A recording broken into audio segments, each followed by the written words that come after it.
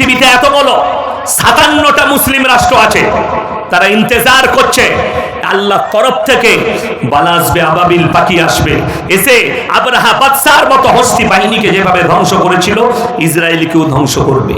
শুনে রেখে দেন, 57টা মুসলিম দেশ, এরা যদি ওই আশায় থাকে আবাবিল পাখি এলে ইসরায়েলের উপরে আসবে না, প্রথমে 57টা মুসলিম দেশের উপরে আল্লাহ পাঠাবে।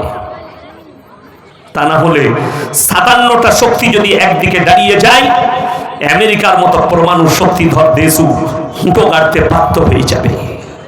হাজার হাজার কোটি কোটি প্রাণী, নিরীহ প্রাণী, তাদের প্রাণ চলে গেছে, ধ্বংস হয়ে গেছে যে জায়গায় পরমাণু নিক্ষেপ করা হয়েছে। কিন্তু হিসেব বলছে, কোরআন হাদিসের, নিরীহ প্রাণীর প্রাণ যাওয়ার কারণে আল্লাহর কসম করে বলে যাচ্ছি, নবীজি সাল্লাল্লাহু আলাইহি সাল্লাম তিনার তলোয়ারের দ্বারা তো দূরের কথা, তিনার ব্যবহারে ভাষার দ্বারা পর্যন্ত কেউ ক্ষতবিক্ষত হয়নি। জোরে বলুন সুবহানাল্লাহ। নবীজি আখলাক, চরিত্র, ব্যবহারের দ্বারা ইসলাম প্রচার করেছেন। আল্লামা বিল কালাম, আমি কলমের সাহায্যে নবীজি শিক্ষা দিয়েছি। আল্লাহ নবী উম্মি ছিলেন। উম্মি মানে দুনিয়ার বুকে কারো কাছে নবীজি লেখাপড়া শিখেননি। এর পেছনে বহুত বড় লজিক আছে। আমাদের দেশের কিছু গুটকাখোর মৌলবি আছে, তারা আমাদিকে বলে এরা জাহান্নামী। কেন? নবীজিকে অশিক্ষিত বলেছে, নাউজুবিল্লাহ।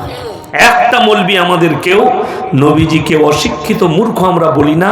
নবীজি হচ্ছেন পৃথিবীর আদি থেকে অন্ত পর্যন্ত সৃষ্টির শ্রেষ্ঠ। জোরে বলুন সুবহানাল্লাহ। মূর্খ বলি না। উম্মি আলাদা, নবীজি দুনিয়ার বুকে লেখাপড়া শিখেননি। আমি ইয়াসিন এইখানে যত ফুটানি করছি করি, কিন্তু আমার যদি শিক্ষক আসে, সে কি বলবে? ইয়াসিন আমার ছাত্র, ঠিক কিনা? আমি আমার শিক্ষকের কি ছাত্র, তার কাছে ছোট। আল্লাহর নবী সাল্লাল্লাহু আলাইহি সাল্লামকে কেউ যদি পড়াতো, শিক্ষা দিত, সে দাবি করত মুহাম্মদ আমার ছাত্র। তাই নবীজির শিক্ষাগুরু আমার আল্লাহ। জোরে বলুন সুবহানাল্লাহ। দুনিয়াতে কেউ ছিল না, এর পেছনে বহুত বড় লজিক লুকিয়ে আছে। নবীজি দুনিয়া থেকে বিদায় নিলেন, নবীজির জান কবজ হলো, নবীজি দুনিয়া ছাড়লেন, নবীজির জানাজার নামাজের পেছনেও আল্লাহ লজিক লুকিয়ে রেখে দিয়েছে। লজিকটা কি? নবীজির জানাজার নামাজ জামাত করে হয়নি, কেউ ইমামতি করেননি, নবীজি নিষেধ করে গিয়েছিলেন। কেন? কেউ যদি জামাতে ইমামতি করত, সে বলতো মুহাম্মাদের জানাজা আমি পড়িয়েছি, আমার গুরুত্ব তোমাদের কাছে বেশি, নবীজি আমাকে হুকুম দিয়েছে। আল্লাহ এর পেছনেও লজিক লিখে দিলেন। নবীজি বললেন, আমি দুনিয়া ছাড়ার পরে তোমরা একা একা আমার পেছনে নিয়ত বেঁধে জানাজা পড়ে দিবে। বহুত বড় লজিক। আল্লাহর কসম করে বলছি, তারপরেও নবীজি পৃথিবীর আদি থেকে অন্ত পর্যন্ত সৃষ্টির শ্রেষ্ঠ। তারপরেও নবীজি দার্শনিক, বৈজ্ঞানিক, অর্থনৈতিকবিদ। মুসলমান দুটো কারণে পৃথিবীর বুকে পেঁচিয়ে যাচ্ছে, মারাত্মক দুটো কারণ। এক নম্বর হচ্ছে দ্বীনি শিক্ষা নাই। প্রত্যেকটা মুসলমান জানে, নারী পুরুষ, যে মুসলমানদের প্রত্যেকটা নরনারীকে দ্বীনি ইলম হাসিল করা ফরজ। জানেন না? জানেন না? আপনারা কথা বলে সকলে জানে। তারপরেও এখানে যতগুলো মানুষ বসে আছেন নারী পুরুষ, আমার মনে হয় 100 জনের মধ্যে 90 জন হারাম হালাল জানে না, দিন বদ্দিন জানে না, কুফরি জানে না, শিরক জানে না, বেদাত জানে না, বদ্দিনী জানে না। তারা একটা একটা করে প্রুফ দেবো আপনাদেরকে, এই স্টেজে বসে প্রুফ দেবো। নবীজি পানি খাওয়ার আদব বলেছেন, মাথা থেকে নিয়ে পা পর্যন্ত নবীজি আদব বলেছেন। নামাজ, রোজা, কলমা, হজ, যাকাত, যদি কেউ মনে করে এটাই শুধুমাত্র ইসলাম, তার ইসলাম বুঝে আসেনি। পূর্ণাঙ্গ জীবন ব্যবস্থার নাম হচ্ছে ইসলাম। পূর্ণাঙ্গ জীবন ব্যবস্থা, সেই জীবন ব্যবস্থাটা কেমন হবে, এটাই ইসলাম। আপনার কথা বলা, উঠা, ঘুমানো, শোয়া, পায়খানায় যাওয়া, বাথরুমে যাওয়া, বাথরুম থেকে বেরোনো, মসজিদে ঢোকা, মসজিদ থেকে বেরোনো, বাজারে যাওয়া, বাজার থেকে বাড়ি আসা, এই পূর্ণাঙ্গ জীবন ব্যবস্থার নাম হচ্ছে ইসলাম। মুসলমান হারাম হালাল জানে না। কি বিচার করতে জানে বলে দিই, আপনি চলে যান ইটাহার বাজারে গিয়ে মুসলমানরা গিয়ে কি বলে, যদি আপনি হাই রোডে কোনো হোটেলে খান, রায়গঞ্জে হোটেলে খেতে যান, মালদার হোটেলে খেতে যান, যদি মুরগির মাংস দেয়, মুসলমানরা কি জিজ্ঞেস করে, দাদা জবাই না কাটা, ঠিক কি না? কথা বলেন। জিজ্ঞেস করতে হবে না হবে না? জিজ্ঞেস করতে হবে, জিজ্ঞেস করে মুসলমানরা। এটা গোটা হালাল করা না কাটা, জিজ্ঞেস করে তারপরে রেস্টুরেন্টে খান, তারপরে হোটেলে খান। কেন? মুসলমানের জন্য শর্ত হচ্ছে হালাল খাবার। আমাদের বর্ধমান জেলা অনেক ছেলে গাড়ি চালায়, লরি চালায়। তো একটা ছেলে ড্রাইভার আর খালাসি হোটেলে ঢুকেছে, ঢোকার পরই বললে, ভাই এক বোতল মদ দে তো। মুসলমানদের ছেলে মদ খেয়ে নিল। তারপরে বলছে রুটি আর মাংস দে। রুটি আর মুরগির মাংস এনেছে প্লেটে। তো বেটারকে জিজ্ঞেস করছে, বে মুরগিটা জবাই না কাটা? আমি বললাম, হারাম খোরকে জুতো করে মার। প্রথমেই তো হারাম চালিয়ে দিয়েছিস, ওটা জিজ্ঞেস করে লাভ আছে? মদ তো চালিয়েছে, ওটা আর জিজ্ঞেস করে কোনো ফায়দা আছে? যা চালাবার তো চালিয়ে ফেলেছো, ওটা জিজ্ঞেস করে আর কি করবে? এ হচ্ছে মুসলমানের হাল। এরা জানে জবাই করা। আপনি মাংস কিনছেন জবাই করা, টাকাটা হারাম, সুদের টাকা। আপনি ভেবে দেখুন, সেই একই দাঁড়িয়ে গেল। ইসলামে মুসলমানের জন্য শর্ত যেটা রাখা হয়েছে ইসলামে, সেটা হচ্ছে হালাল খাবার। পয়সা হালাল, খাবার হালাল, প্লেট হালাল, দস্তরখান হালাল, আপনার শরীর হালাল খাবার খাবে। এটা হচ্ছে ইসলামের শর্ত। যে টাকাটা দিয়ে কিনছেন টাকাটাও আপনার হালাল হতে হবে, যে খাবারটা খাচ্ছেন ওটাও হালাল হতে হবে। হোয়াটসঅ্যাপে হাওড়া জেলার একটা ছেলে আমাকে পাঠিয়েছে, বুঝতে পারলাম এ কোনো গুটকাকর মৌলবীর মুড়ি। বলছে আপনারা জলসাই যান, জলসাই যাত্রার ঘরে খান, আপনারা কি হালাল খাবার খান? আপনাদেরকে লোকে হারাম খাইয়ে দেয়। আমি আপনাদের ইটাহার এই জায়গায় জলসাই এসেছি, আমি মেহমান, আমি কেউ কি চিনি না। কমিটির ভাইয়েরা দাওয়াত দিয়েছে, আমি দাওয়াত নিয়েছি, এসেছি। আমি যদি এখানে আসি, এখন আমাকে হালাল খাওয়াবার দায়িত্ব আমার নিজের না কমিটির? কথা বলেন। কমিটির। আমি মেহমান আর কমিটি হচ্ছে মেজবান, আমাকে দাওয়াত দিয়েছে। তারা মুমিন, তারা ইমানদার, তাদের উচিত যে ইয়াসিন সাহেব এসছে বর্ধমান থেকে আমাদের মেহমান, তাকে হালাল খাবার খাওয়াবো। যদি তারা মিথ্যা করে বলে যদি হারাম খাবার খাওয়াই মেজবান, তো মেজবান আল্লাহর কাছে অপরাধী, মেহমান অপরাধী হবে না। আমার ঘরে মেহমান আসছে, তাকে হালাল খাবার খাওয়ানোর দায়িত্ব কার? আমার। হালাল পয়সায় হালাল খাবার, হালাল জিনিস তাকে খাওয়াবো। মুসলমানদের এই জায়গাটা বুঝে না আসার কারণে বেঈমান কাফেররা জাল বিছিয়েছে, আর জালেতে মুসলমানরা ফেসে গেছে, কামিয়াবি লাভ করেছে। কারণ বেঈমান কাফেররা, তারা কামিয়াবি লাভ হয়েছে। ওই জন্য কোরআনে আল্লাহ কসম খেয়েছেন এক জায়গায়, ওয়াল আসরি ইন্নাল ইনসানা লাফি খুসর। হে নবী, জামানার কসম, মানুষ ক্ষতিগ্রস্তর মধ্যে রয়েছে। জামানার কসম খেলেন আল্লাহ, কিন্তু তারা নয়, ইল্লাল্লাযীনা আমানু, যারা ঈমান এনেছে, যারা পরিপূর্ণ ঈমান এনেছে, তারা ক্ষতিগ্রস্ত নয়। আজকে বড় কষ্টের বিষয়, আমরা নিজেদিকে মুসলমান দাবা করি, নামাজ আমাদের মধ্যে নেই। আমরা মুসলমান দাওয়া করছি, রোজা আমাদের মধ্যে নেই। আমরা মুসলমান দাওয়া করছি, যত রকমের হারাম কাজ মুসলমান লিপ্ত আছে। কারা করলো? বেঈমান কাফেররা জাল ফেলিয়েছে, আপনি জালের ভেতরে মাছের মতো ঢুকে গেছে, বেরোতে পারবেন না। তার এক নম্বর জাল, স্টেজে বোতল রাখা আছে, মিনারেল ওয়াটার, পানির বোতল। এই জালটা আমার আগে ভাই বলছিলেন না ইসরায়েলের কথা, এই জালটা যে পৃথিবীতে প্রথম বিছিয়েছে, ইসরায়েল বিছিয়েছে। অ্যাকোয়াফিলা যে পানির বোতল আছে, ওটা ইসরায়েলের কোম্পানি, এরা বিছিয়েছে।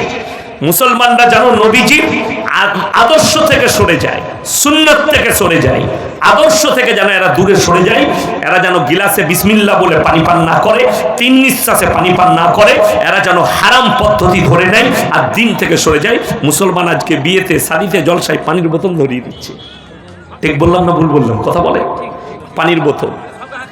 আমরা আমাদের বাপদাদা, আমার বাপের বয়সী যিনারা আছেন, যাদের 60 বৎসর বয়স, যাদের 70 বৎসর বয়স, যাদের 52 বছর, আপনারা ইমানদারির সঙ্গে বলুন, ছোটবেলায় আমি ছোটবেলায় দেখেছি আমার গ্রামে সবথেকে সম্ভ্রান্ত পরিবার, সবথেকে সম্ভ্রান্ত রাইস মিলের মালিক।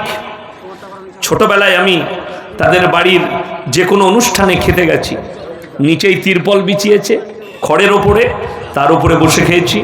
প্লাস্টিকের গিলাসে পানি, গ্রামে প্লেট থাকতো, প্লেট, সেই প্লেটে খানা, সুন্নাত তরিকা ছিল, নিচেই বসে খেতাম। আজকে আমি এখানেই প্রমাণ দিচ্ছি, শুধু আপনাদের বলে নয়, কমিটির ছেলেরা রাগ করেন না, গোটা পশ্চিম বাংলার মুসলিমদের হালে আজকে আমাদের মতো মৌলবীদিকেও চেয়ার টেবিলে বসে খাওয়ানো হচ্ছে। কার আখলাক? ইহুদি আর নাসারাদের আখলাক। মুসলমান ছেলে নিজেকে দাवा করছে, मैं हदीस मानने वाला हूँ, मैं रसूल से मोहब्बत करता हूँ, मैं इस्लाम से मोहब्बत करता हूँ, लेकिन उनका अखलाक है बेईमान काफिरों की तरह। रहन सहन चलन बलन, नामाज पढ़े, মুসলমান দাবি করে, 1 জানুয়ারি মুসলমানদের ছেলেরাই ফিস্টি করে না? করে না? 25শে ডিসেম্বর আপনারাই পালন করছেন। কোরআন শুনিয়ে দিই, গায়রিল মাগযুবি আলাইহিম ওয়ালাদ-দাল্লিন। মাগযুব মানে ইহুদি আর দাল্লিন মানে নাসারা, এই দুটো দলই পদভ্রষ্ট, আর এদের যারা অনুসারী হবে তারাও পদভ্রষ্ট। কোরআন এই ইহুদি আর নাসারারা পদভ্রষ্ট, আল্লাহ কোরআনে বলেছেন, এবং এদের যারা অনুসারী হবে তারাও পদভ্রষ্ট। পৃথিবীর একটা সিস্টেমেটিক্যাল আল্লাহ তৈরি করেছেন। কোরআনে আছে, ওয়াল্লাযীনা ইউমিনুনা বিমা উনজিলা ইলাইকা ওয়া মা উনজিলা মিন ক্বাবলিক। হে নবী, পৃথিবীর মানুষকে বলো, যতগুলো নবী পয়গম্বর আমি আল্লাহ পাঠিয়েছি, এদের উপরে এরা যেন দৃঢ় বিশ্বাস আনে।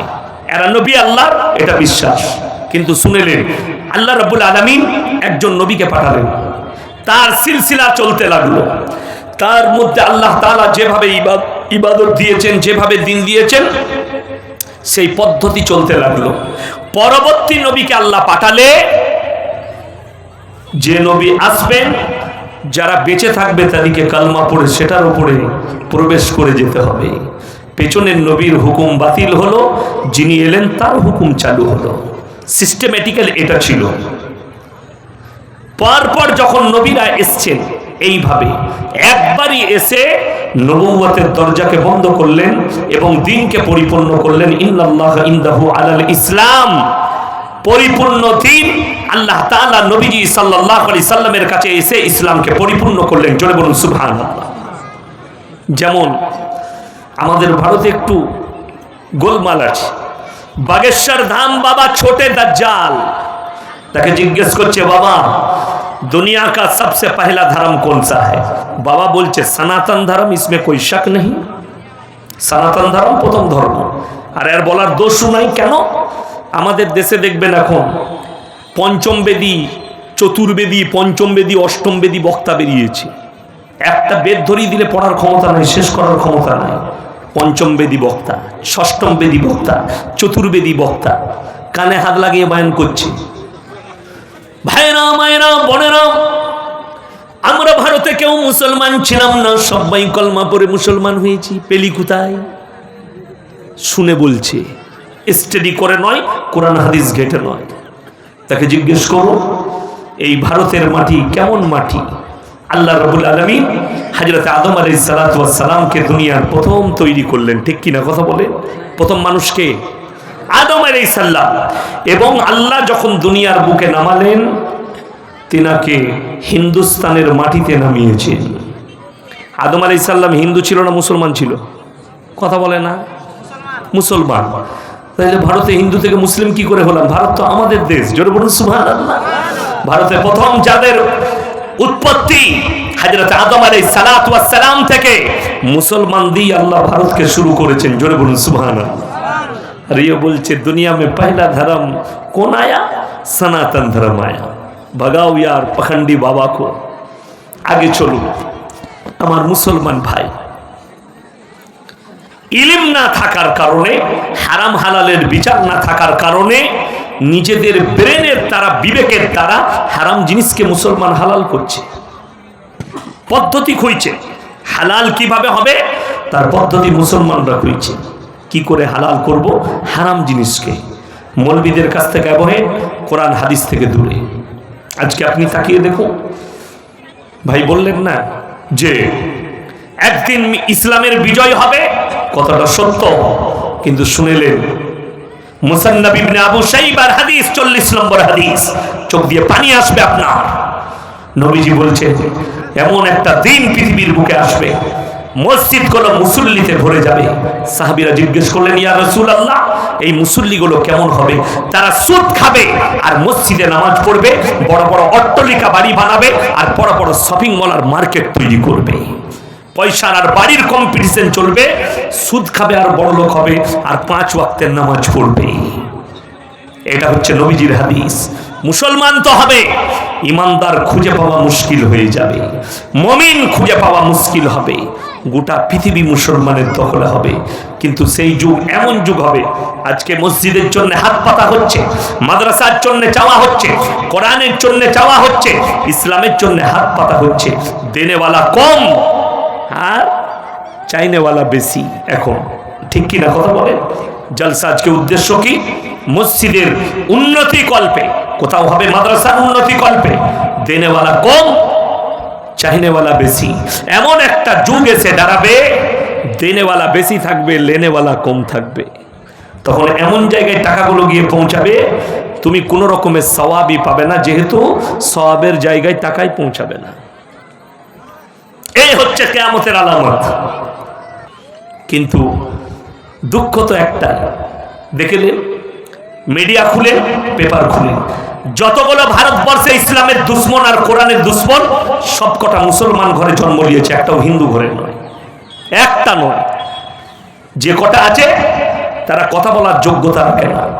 করছে কে? মুসলমান ঘরে। তারেক ফাতেহি মারা গেছে, সে বলেছিল ইসলাম এক ক্যান্সার কি তারা বিমারি হ্যায়। নাউজবিল্লাহ বলে, আল্লাহ তাকে ক্যান্সারে আক্রান্ত করে মৃত্যু দিয়েছে। তসলিমা নাসরিনের মতো নোংরা মেয়ে, জঘন্য মেয়ে, পতিতালয়ের মেয়ে, যার জন্মের প্রবলেম, তাকে মুসলমানরা শুভেচ্ছা জানাচ্ছে। 1 মাস আগে তসলিমা নাসরিন দিল্লির মাটিতে দাঁড়িয়ে কি বলেছে জানেন? মুসলমানরা কোরআন নিয়ে পড়ে আছে আর বৈজ্ঞানিকরা চাঁদে পৌঁছে গেছে। চ্যালেঞ্জ ছুড়েছে, মুসলমানদের কাছে কিছুই নেই।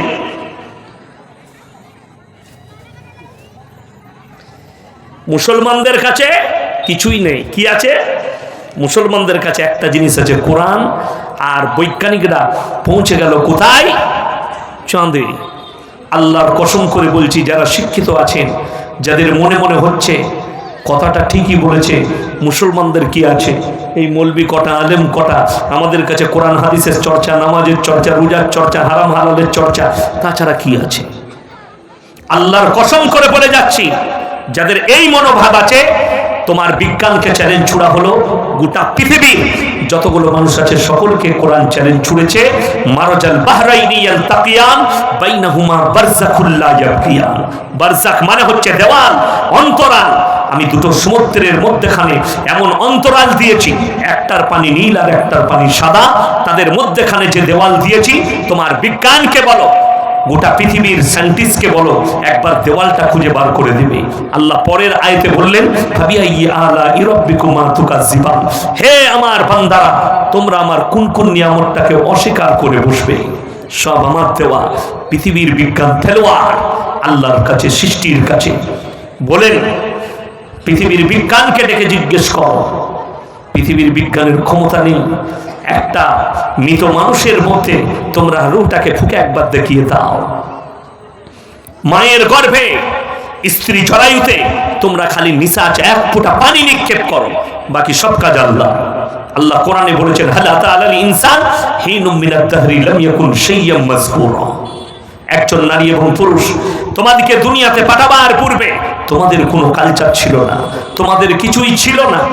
আজকে বড় দুঃখের বিষয়, ভারতের যতগুলো বেঈমান কাফের দেখছেন ইসলাম বিরোধী, তারা সবাই মুসলমান ঘরে জন্ম নিয়েছে। জাস্টিস ইনায়েতুল্লাহ, ওয়াসিম রিজভী, আপনার তারেক ফাতেহি, আপনার পশ্চিম বাংলায় বসবাস করছে। বিজেপির কোন নেতা মুসলমান ঘরের মেয়ে নাজিয়া ইলাহি খান, দোভাষী, বিহারি হবে, ভাঙা ভাঙা বাংলা বলে, এত রাপ রাপ ভাষা ইউজ করেছে ইসলামের জন্যে, কোরআনের জন্যে, নবীজির জন্যে, আপনার আমার জন্যে। ওকে ইসলামী রাষ্ট্র থাকলে এক্ষুনি ফাঁসি দেওয়া দরকার ছিল, এত রাপ ইউজ করেছে কথাবার্তা। আসাদ নূর এ কোনো হিন্দু ঘরের ছেলে নয়, মুসলমান ঘরে জন্ম নিয়েছে, যে এত খতরনাক ভাষা ইউজ করেছে নবীজি সম্পর্কে, ইসলাম সম্পর্কে। এরা সব পায়। আল্লাহর কসম করে বলে যাচ্ছি, ইসলামের কোনো যায় আসে না, ইসলামের কোনো ফারাক পড়বে না। যাদের মনে হচ্ছে আসাদ নূর, নাজিয়া ইলাহি খান, তসলিমা নাসরিন এরা ইসলামের জন্য ফ্যাক্ট, নো ফ্যাক্ট, কোনো ফ্যাক্ট নাই। যারা ফ্যাক্ট মনে করবেন যে এরা বলছে নবীজির বিরুদ্ধে, কোরআনের বিরুদ্ধে, ইসলামের ক্ষতি, আল্লাহর কসম করে বলছি, এর থেকে বড় বড় জালিম, এর থেকে বড় বড় বেঈমান, এর থেকে বড় বড় কাফের এসছে, কিছুই করতে পারেনি। তার একটা দলিল শুনেলেন, কোরআনে আছে, নবীজি কামা ঘরে কোরআন পড়ছেন, বাইরে বেঈমান কাফেররা নবীজির বিরুদ্ধে তবলিগ করছে। কি তবলিগ? আল্লাহ নবীজিকে ওহী পাঠিয়ে বলছেন, وقال الذين كفروا لا تسمعوا لهذا القرآن والغوا فيه لعلكم تغلبون।